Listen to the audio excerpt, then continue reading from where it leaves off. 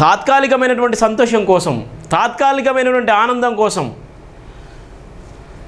తాత్కాలికమైనటువంటి ఆలోచనల కోసం అవసర నిమిత్తం ఆడేటువంటి డ్రామాలు, ఉసరవెల్లి రంగుల్లాగా మార్చేటువంటి అనేక మంది నకిలీలు.